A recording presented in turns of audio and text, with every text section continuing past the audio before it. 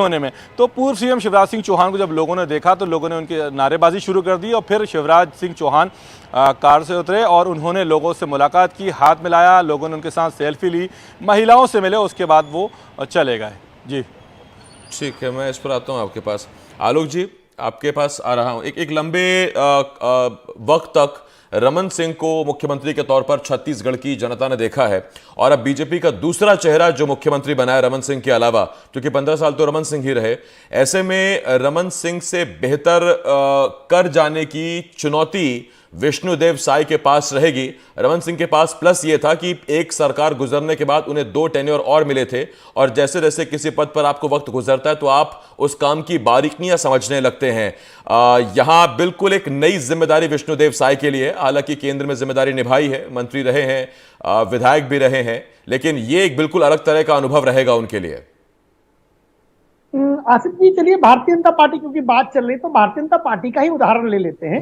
नरेंद्र मोदी जी जब पहली बार विधायक बने तो पहली बार ही मुख्यमंत्री गुजरात के बने, उनके पास कोई अनुभव नहीं था और गुजरात में उसके बाद से उन्होंने भारतीय जनता पार्टी की जड़ें इतनी मजबूत करी कि भारतीय जनता पार्टी आज तक कभी हारी ही नहीं गुजरात में और 27 साल से ज्यादा हो गए गुजरात में भारतीय जनता पार्टी को अपनी सरकार बनाते हुए। ये बंगाल के बाद, ज्योति बसु के बाद सबसे बड़ा मैंडेट है भारतीय जनता पार्टी के लिए इतनी लंबी सरकार चलाने का। उसके बाद आते हैं नरेंद्र मोदी पहली बार सांसद बने और उनके पास कोई अनुभव नहीं था केंद्र में मंत्री बनने का भी, वो प्रधानमंत्री बनते हैं और पिछले 10 साल से लगातार वो प्रधानमंत्री है। मेरे कहने का लब्बो लुआब ये है कि ये ठीक है कि अनुभव का अपना महत्व है, लेकिन अनुभव कभी कभी जब हम लंबे समय तक काम करते हैं तो हमारी जो काम करने की शैली है उसमें थकावट, उसमें एक शिथिलता आ जाती है। रमन सिंह 3 बार के मुख्यमंत्री रहे, 3 टर्म में मुख्यमंत्री रहे और हमने उनको देखा काम करते हुए। चाउर बाबा के रूप में बड़े फेमस हुए। उन्होंने सामान्य राशन की दुकानों से चप्पल तक बंटवा दिया था, क्योंकि वो बात चलती थी कि छत्तीसगढ़ में एसटीज के पास चप्पल नहीं होते, महुआ बिनने जाते हैं तो कांटे चुभ जाते हैं, तो चप्पल भी बंटवाया चावल के साथ साथ। टिफिन, चप्पल, जी बहुत अच्छे काम किए थे उन्होंने। लेकिन एक राजनीति में 15 साल के बाद जो एंटी इनकम्बेंसी के ऊपर हावी हुई और उसके बाद वो चुनाव हार गए, लेकिन चुनाव हारने के बाद रमन सिंह उस तरह से सक्रिय नहीं रहे कि छत्तीसगढ़ में उसको पार्टी को खड़ा कर सके। तो आलोक जी, मुझे बताइए कि नया मुख्यमंत्री है तो मंत्रिमंडल में चेहरे भी नए, या फिर आपको लगता है कि अनुभव और जोश का मिला जुला असर होगा, मिली जुली सरकार होगी?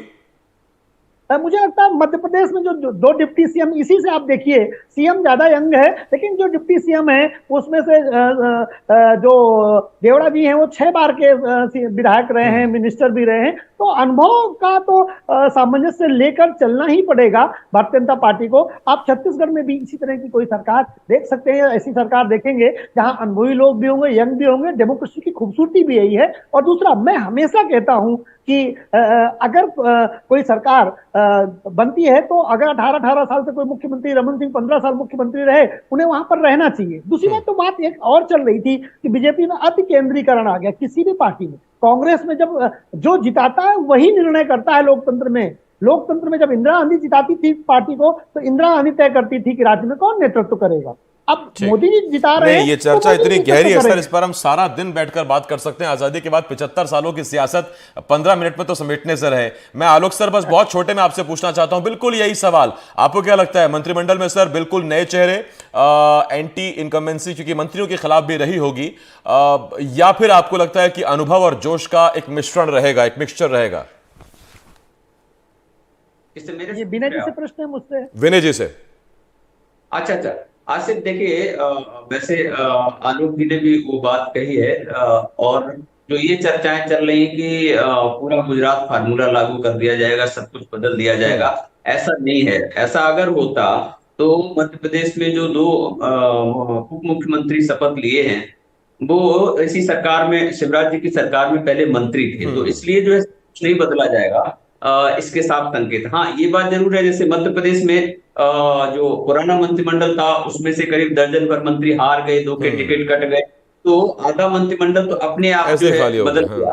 बचा है उसमें भी जो है मुझे लगता है कि कुछ लोग नए आएंगे। ठीक है, अब वो नए चेहरे कौन से हो सकते हैं सर, उनका इंतजार रहेगा। मेरे पास वक्त खत्म हो गया, माफी चाहूंगा। विनय सर, आलोक सर, बहुत बहुत शुक्रिया, आपका इजहार, आपका बहुत शुक्रिया।